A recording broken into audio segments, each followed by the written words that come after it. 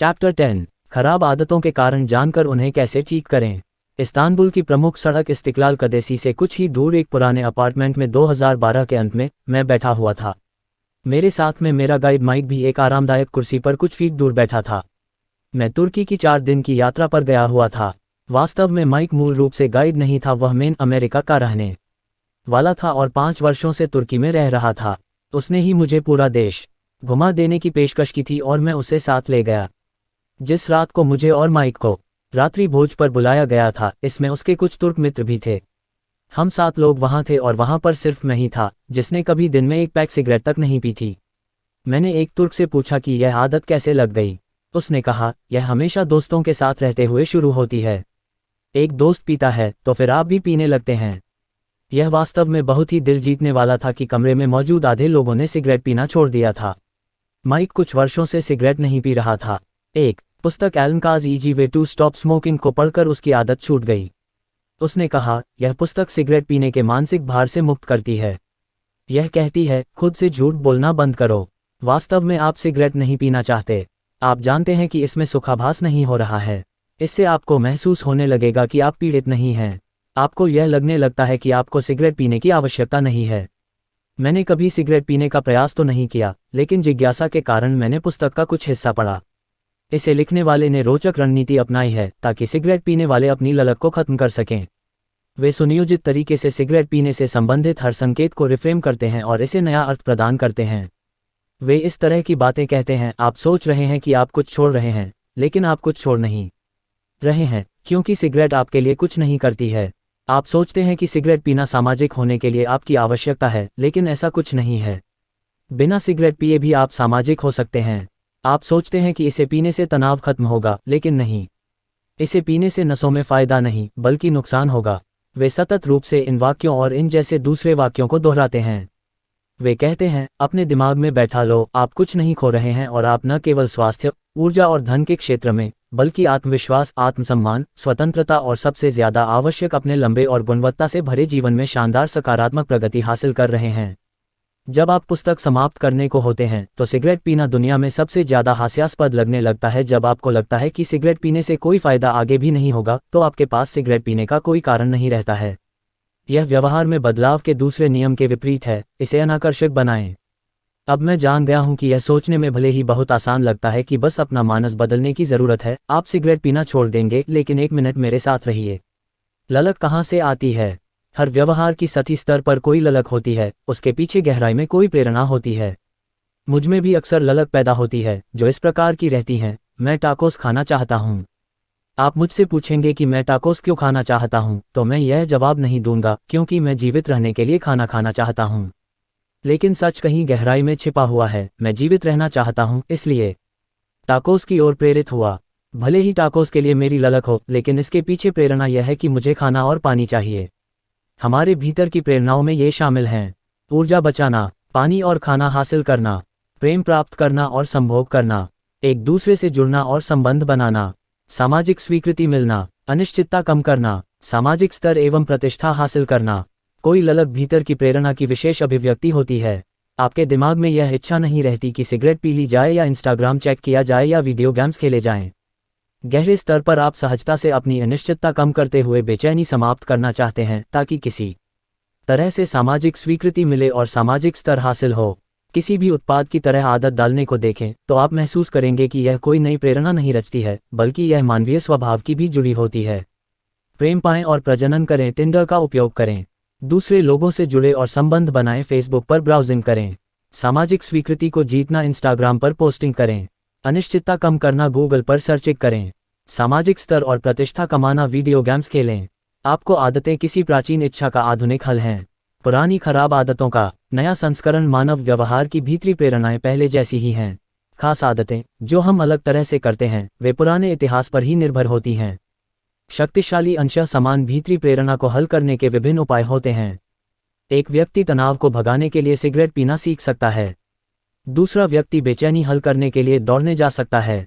आवश्यक नहीं है कि जो समस्याएं आपके सामने हैं, उन्हें हल करने का सबसे सही उपाय आपकी आदतें हों। ये सब विधियां हैं जिनको प्रयुक्त करना आपने सीखा है। एक बार आप जब किसी हल को किसी समस्या से जोड़ देते हैं, तो आप बार बार इसका इस्तेमाल करते रहते हैं। आदतों का मतलब जुड़ाव से है। ये जुड़ाव ही निर्धारित करते हैं कि कोई आदत बार बार दोहराने के योग्य है या नहीं। जैसे कि हमने पहले नियम की चर्चा में शामिल किया था, आपका दिमाग सूचनाओं को सतत रूप से ग्रहण करते हुए माहौल में व्याप्त नए संकेतों को देखता रहता है। हर बार जब आप कोई संकेत देखते हैं तो आपका दिमाग उद्दीपन प्रवाहित करता है और यह पूर्वानुमान लगाता है कि अगले क्षण में क्या किया जाना है। संकेत कोई स्टोव गर्म है, यह आप देखते हैं। अनुमान, यदि मैं इसे स्पर्श करता हूं तो जलन होगी, इसलिए मैं इसे छूने से अलग रहूंगा। संकेत, आप देखते हैं कि ट्रैफिक लाइट हरी हो गई है। अनुमान, यदि मैं गाड़ी चालू करता हूं तो मैं सुरक्षित तरह से दो मार्गों के विभाजन को पार करके अपने गंतव्य पर पहुंच जाऊंगा, इसलिए मैं ईंधन चालू करूंगा। आप एक संकेत देखते हैं, पिछले अनुभव के आधार पर उसे श्रेणीबद्ध करते हैं और उचित प्रतिसाद का निर्धारण करते हैं। यह सब एकदम होता है, लेकिन यह आदतों में महत्वपूर्ण भूमिका निभाता है, क्योंकि हर काम किसी पूर्वानुमान के बाद ही होता है। जीवन हमें प्रतिक्रियावादी लगता है, जबकि वास्तव में इसका अनुमान लगाया जा सकता है। पूरे दिन आप अपना चिंतन इसी में रखते हैं कि जो आपने अभी देखा है, उसके आधार पर किस तरह से काम किया जाए और आपके लिए पहले क्या काम आया था। आप सतत रूप से यही पूर्वानुमान लगाते रहते हैं कि अगले पल क्या होना है। हमारा व्यवहार इस प्रकार के पूर्वानुमानों पर बहुत ज़्यादा आधारित रहता है। इसे दूसरे प्रकार से देखें तो हमारा व्यवहार उस पर बहुत ज़्यादा निर्भर करता है कि हम घटनाओं की व्याख्या किस प्रकार से करते हैं। यह आवश्यक नहीं है कि व्याख्या घटनाओं की तर्कसंगत असलियत हो। दो लोग सिगरेट की ओर देखते हैं, एक को पीने की इच्छा हो जाती है और दूसरे को उसकी गंध से भी चिढ़ा जाती है। इसी तरह के संकेत अच्छी या खराब आदत को बढ़ाते हैं, जो आपके पहले के चिंतन पर आधारित है। आपकी आदतों का कारण वास्तव में वह पूर्व चिंतन है जो उन्हें आगे बढ़ाता है। ये पूर्वानुमान भावनाओं को जन्म देते हैं।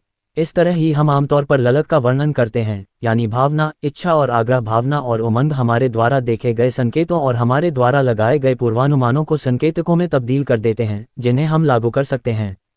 वे यह समझाने में मदद करते हैं कि वर्तमान में हम क्या समझ रहे हैं।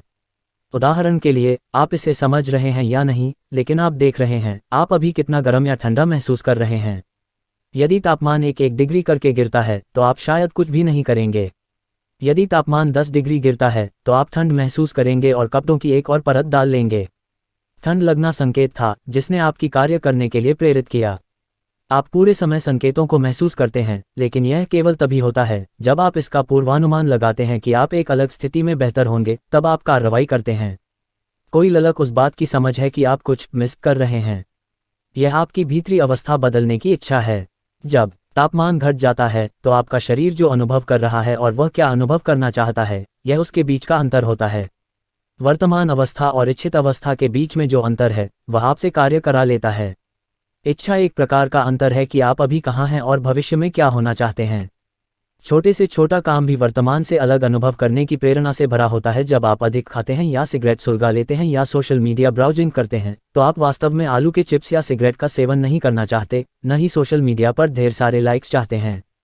आप सिर्फ अलग अनुभव करना चाहते हैं। हमारे आभास और भावनाएं हमें बताती हैं कि वर्तमान स्थिति में रहना है या बदलाव करना है। वे हमें बताती हैं कि हम क्या बेहतर तरह से कर सकते हैं। न्यूरोलॉजिस्ट्स ने पाया है कि जब भावनाएं और आभास खंडित होते हैं तो हम वास्तव में फैसला करने के योग्य नहीं रह जाते हैं। हमारे पास संकेत नहीं होते कि क्या प्राप्त करें और क्या छोड़ें। न्यूरोसाइंटिस्ट एंटोनियो डेमेसियो ने बताया, भावनाएं ही आपको यह गुंजाइश देती हैं कि आप चीज़ों को अच्छी, खराब या उदासीन के तौर पर अंकित करें।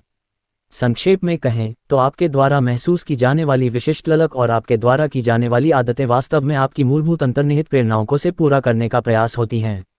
जब भी कोई आदत सफलतापूर्वक किसी मकसद जुड़ जाती है तो आप में इसे फिर करने की ललक विकसित हो जाती है। समय के साथ आप यह पूर्वानुमान लगाना सीख जाते हैं कि सोशल मीडिया देखना प्यार महसूस करने में आपकी मदद करेगा या यूट्यूब देखना आपके डर को भूल जाने की गुंजाइश देगा। आदतें तब आकर्षक होती हैं जब हम उन्हें सकारात्मक भावनाओं से जोड़ देते हैं और हम नुकसान की बजाय अपने लाभ के लिए इस अंतर्दृष्टि का उपयोग कर सकते हैं। कठिन आदतों का आनंद लेने के लिए कैसे करें अपने दिमाग को फिर प्रोग्राम। कठिन आदतों को यदि आप सकारात्मक अनुभव से जोड़ना सीख जाते हैं तो आप उन्हें ज़्यादा आकर्षक बना सकते हैं। कभी कभार आपको सिर्फ थोड़ा सा मानस बदलने की आवश्यकता होती है। उदाहरण के लिए, हम अक्सर इस बारे में बात करते हैं कि दिन में हमें क्या करना है। काम के लिए आपको शीघ्र उठना पड़ता है। आपकी बिजनेस के लिए सेल्स कॉल करनी पड़ती हैं। आपको परिवार के लिए खाना बनाना पड़ता है। अब सोचिए, आपको सिर्फ एक शब्द ही बदलना है। आपको करना नहीं पड़ता है, आपको करने को मिलता है। काम करने के लिए आपको जल्दी उठने को मिलता है। बिजनेस के लिए आपको सेल्स कॉल करने को मिलती हैं। आपको परिवार के लिए डिनर बनाने को मिलता है। मात्र एक शब्द को बदल देने से आप उस नज़रिए को बदल देते हैं जिस प्रकार से आप हर घटना को देखते हैं। इस तरह के व्यवहार को बोझ के रूप में देखने के अंदाज में बदलाव करके उन्हें अवसर मानें। मुख्य बात यह है कि यथार्थ के दोनों ही रूप सही हैं। आपको ये चीज़ें करनी पड़ती है और आपको वे चीज़ें करने को मिलती हैं। जो भी मानसिकता आप चुनते हैं उसके साक्ष्य आप देख सकते हैं। मैंने एक बार व्हीलचेयर पर जीवन बिताने वाले एक व्यक्ति की कहानी सुनी। जब मैंने उनसे पूछा कि आपको व्हीलचेयर पर ही बैठे रहने में कठिनाई होती होगी, तो उनका जवाब था, मुझे कठिनाई नहीं बल्कि उस कुर्सी पर अपनी स्वतंत्रता लगती है। यदि मेरी व्हीलचेयर न होती तो मैं बिस्तर पर ही पड़ा रहता और कभी घर छोड़ नहीं पाता। नज़रिए में यह बदलाव आपके प्रतिदिन के जीवन को बदल कर रख देता है। अपनी आदतों के नुकसान की बजाय उनके फ़ायदों को रेखांकित करना अपने दिमाग को फिर प्रोग्राम करने और आदतों को ज़्यादा आकर्षक बनाने का तीव्र और आसान तरीका है। व्यायाम। कई लोग व्यायाम को चुनौती मानते हैं, जो आपको ऊर्जा खत्म कर देता है और थका कर रख देता है। आप इसे कौशल विकसित करने का उपाय मान सकते हैं। खुद को यदि ऐसा कह रहे हैं, मुझे सुबह दौड़ लगाने जाना पड़ता है, इसकी बजाय यह कहिए, मेरा धैर्य बढ़ाने और तेज़ी से काम करने का समय आ गया है। फाइनेंस। पैसा बचाना अक्सर त्याग से जुड़ा हुआ है, हालांकि आप इसे सीमाओं की बजाय अपनी स्वतंत्रता से जोड़ सकते हैं। यदि आप सरल सा सच समझ जाते हैं, वर्तमान के साधनों में कमी करते हुए जीने से भविष्य के साधन बढ़ जाएंगे। जो पैसा आप इस माह बचा रहे हैं वह अगले महीने आपकी खरीदने की शक्ति को बढ़ा देगा। ध्यान। जिसने भी 3 सेकंड से ज़्यादा ध्यान करने का प्रयास किया है वह समझ सकता है कि जब भी कोई विकर्षण आपके दिमाग में उपजता है तो आप कितने कुंठित होते हैं। आप कुंठित अवस्था को प्रसन्नता में बदल सकते हैं जब आप यह समझेंगे कि हर अवरोध आपको फिर से अपनी सांसों पर लौटने का अभ्यास करा देता है। विकर्षण एक अच्छी चीज़ है क्योंकि ध्यान के अभ्यास के लिए आपको इसकी ज़रूरत रहती है। काम के पहले का संशय। कई लोगों को बड़ा प्रेजेंटेशन देने या किसी अहम स्पर्धा में भाग लेने के पहले बहुत बेचैनी होती है। उनकी श्वास तेज हो जाती है और दिल की धड़कन बढ़ जाती है, उत्तेजना बढ़ने लगती है। यदि हम इसकी व्याख्या नकारात्मक तरह से करते हैं तो हम घबराए हुए और तनाव में लगेंगे। यदि हम इस आभास को सकारात्मक तरह से लेंगे तो हम आसानी से सम्मान के साथ प्रस्तुति देंगे। आप अपने दिमाग को फिर प्रोग्राम कर सकते हैं, मैं नर्वस हूं की बजाय कहें, मुझे यह कार्य करते हुए बहुत खुशी हो रही है और मुझे फोकस करने की ऊर्जा मिल रही है। मानसिकता में ये मामूली बदलाव कोई चमत्कार नहीं है, बल्कि ये उन भावनाओं को बदलने में आपकी मदद करते हैं जो आप किसी खास आदत या स्थिति से जोड़ते हैं। यदि आप इसे एक कदम और आगे ले जाना चाहते हैं तो आप एक प्रेरक रीति नीति को बना सकते हैं। जिसमें भी आपको खुशी मिली है उससे सरलता से अपनी आदतों को जोड़ना है। आप बड़ी सहजता से उन आदतों को जोड़ने की प्रैक्टिस कर सकते हैं जिन्हें करने से आपको प्रसन्नता मिलती है। तब जब भी प्रेरित होने की आवश्यकता होगी तो आप उस संकेत का उपयोग कर सकेंगे। जैसे कि यदि आप संभोग से पहले कोई विशेष गाना बजाते हैं, तब आप अपनी गतिविधियों को उसके संगीत से जोड़ सकेंगे। जब भी आपकी इच्छा हो बस गाना चालू कर दें। इसी तरह की रणनीति से पिट्सबर्ग के बॉक्सर और लेखक एड लैटिमोर को लाभ हुआ, जबकि उनको इसका पता भी नहीं था। उन्होंने लिखा, मुझे विचित्र तरह से समझ में आया कि जैसे ही मैं लिखने से पहले हेडफोन लगाता हूं तो मेरा फोकस और पूरा ध्यान बढ़ जाता है। मुझे संगीत बजाने की आवश्यकता भी नहीं पड़ती। इसे समझे बिना वे खुद को बदल रहे थे। आरंभ में उन्होंने अपने हेडफोन चालू रखे और कुछ संगीत सुनकर मजा लिया और काम पर पूरा फोकस कर दिया। इसे 5 से 10 बार कर लेने के बाद हेडफोन सिर पर लगाना संकेत बन गया, जो स्वचालित रूप से काम के प्रति ध्यान को बढ़ा रहा था। इसकी ललक स्वाभाविक रूप से होने लगी। खिलाड़ी भी इस तरह की रणनीतियों का इस्तेमाल प्रदर्शन के लिए अपनी मानसिकता को बेहतर बनाने के वास्ते करते हैं।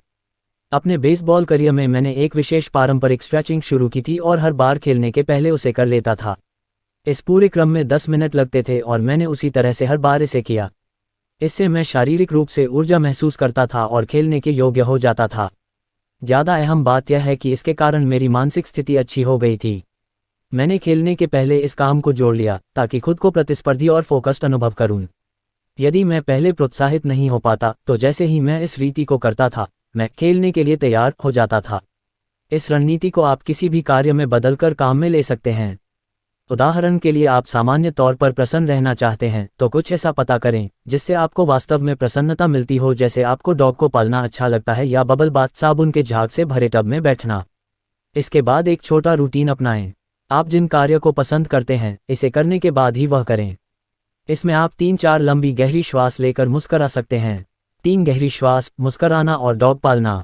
इसे दोहराते जाएं। अंततः आप श्वास लेने और मुस्कुराने की इस दिनचर्या को अच्छे मूड से जोड़ने लगेंगे। यह संकेत बन जाता है, जिसका अर्थ है प्रसन्न महसूस करना। एक बार यह हो गया तो आप इसे कभी भी अपना सकते हैं, जब भी आप चाहें। काम के कारण तनाव है। 3 गहरी श्वास लीजिए और मुस्कराए। जीवन में दुख है। 3 गहरी श्वास लीजिए और मुस्कराए। एक बार इसकी आदत बन गई तो यह संकेत आपको इसकी ललक बढ़ाएगा, भले ही मूल हालात से इसका बहुत कम लेना देना हो।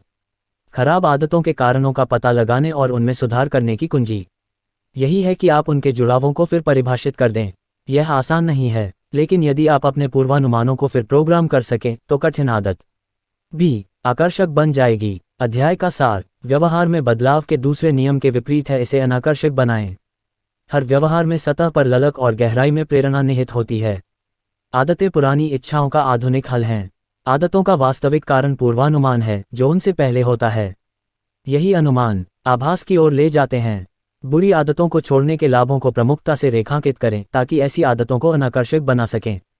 जब हम सकारात्मक भाव से किसी आदत से जुड़ते हैं तो आदतें आकर्षक रहती हैं, और जब हम नकारात्मक भाव से जुड़ते हैं तो यह आकर्षक नहीं लगती। किसी कठिन आदत के तत्काल पहले कोई ऐसी उद्देश्यपूर्ण रीति कर लें जिसमें आप प्रसन्नता महसूस करते हैं।